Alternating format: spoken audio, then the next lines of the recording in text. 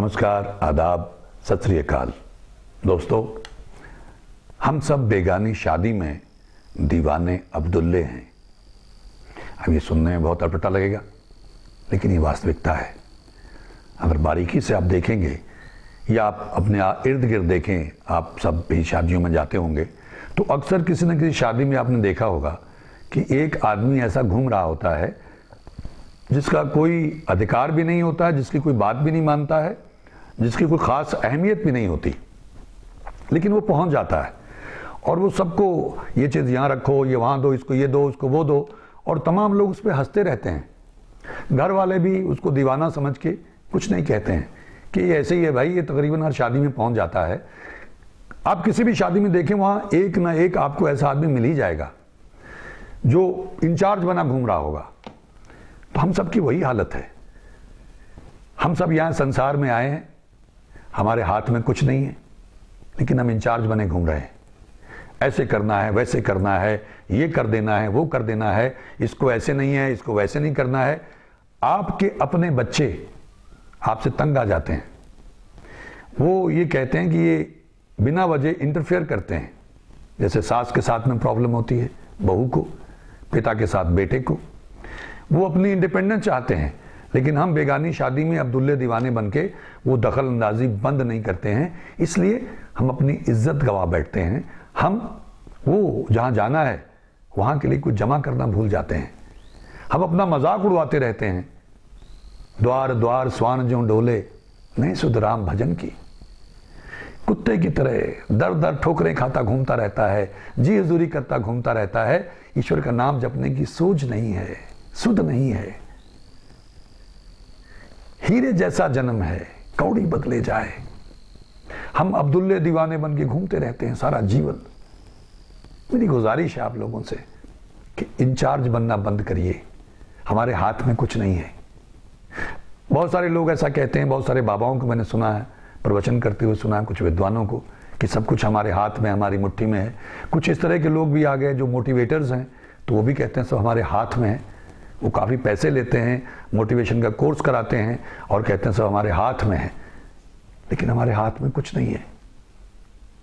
वास्तव में हमारे हाथ में कुछ नहीं है। ये इसको 50-50 रख लें, क्योंकि हाथ में इस तरह से है कि जब जो कर्म हम अभी करेंगे, लेकिन जो प्रारब्ध हमारा पीछे से है उसके हिसाब से अब कर्म होंगे।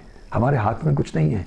इसलिए बड़ा गंभीर मामला है कि हम जो भी करें बहुत संभल के करें, क्योंकि जो अब बोएंगे ये पता नहीं कब तक हमारा पीछा करेगा, कब तक इस काम को भुगतान करना पड़ेगा।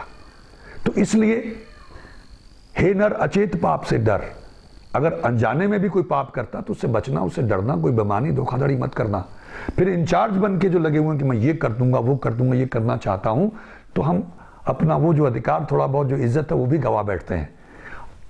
जो ये कहते हैं कि तुम्हारे हाथ में, क्योंकि जो कर्म हम कर रहे हैं ये तो हमारे हाथ में, यानी एक तरह से वो कर्म हम कर रहे हैं, इससे हमारा आगे प्रारब्ध और भाग्य बनेगा। इसका मतलब ये हमारे हाथ में है। लेकिन ये पूरी तरह से जो कहते हैं आप लोगों को, पैसे लेते हैं, पूरी तरह से हमारे हाथ में नहीं है। क्योंकि अगर हमारे हाथ में हो तो फिर भाई सभी लोग अपना भाग्य अच्छा कर लें, फिर कोई गरीबी ना हो, सभी अमीर हों, कोई बेवकूफ़ ना हो, कोई आदमी पीछे ना रहे, सब आगे हों। अगर हमारे नेताओं ने इतना उत्पात मचा रखा है देश में, 72 साल से यहाँ लूट चल रही है, तो लूट कहाँ होने देंगे? हमारा भाग्य अपने हाथ में है, हम अपना भाग्य बदल देंगे? नहीं।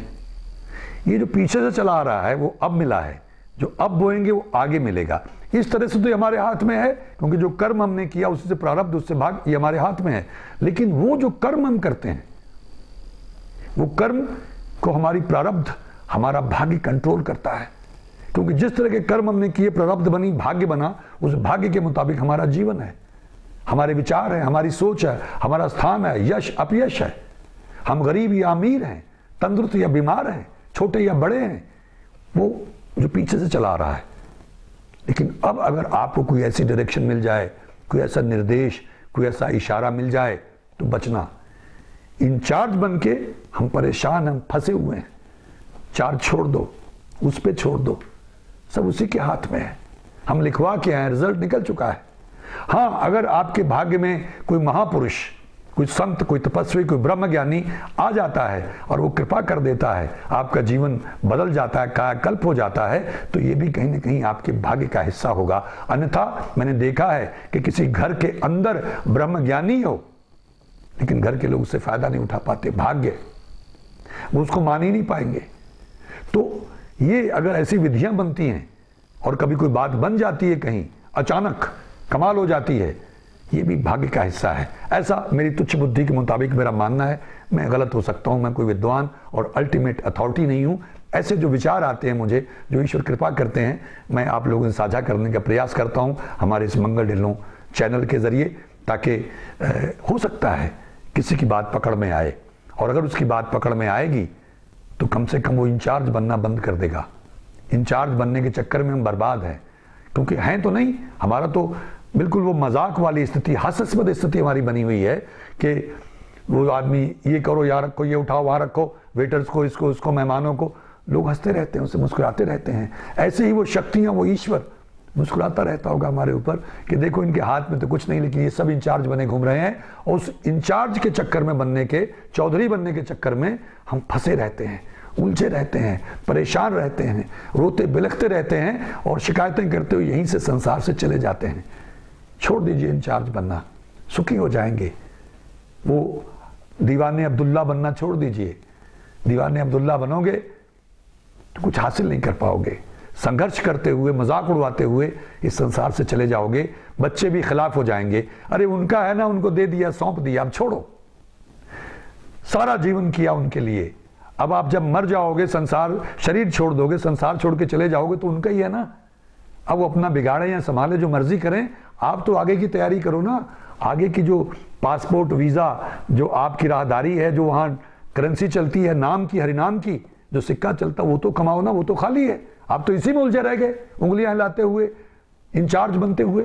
मैं उम्मीद करता हूं कि बात कुछ लोगों की पकड़ में आई होगी, और अगर कुछ लोगों की पकड़ में आई तो अभ्यास कीजिएगा इसका। धीरे धीरे होगा, इतनी जल्दी होगा नहीं है, क्योंकि सब पीछे का मामला, बड़े जन्मों का मामला ये चला आ रहा है लंबा, स्वभाव नहीं बदलता है। इसीलिए जब यक्ष ने पूछा था युधिष्ठिर से कि संसार की विचित्रतम सच्चाई क्या है, तो उन्होंने कहा था सबसे विचित्रतम सच्चाई ये है कि इंसान कितने भी अनुभव हो जाएं, सीख नहीं पाता है।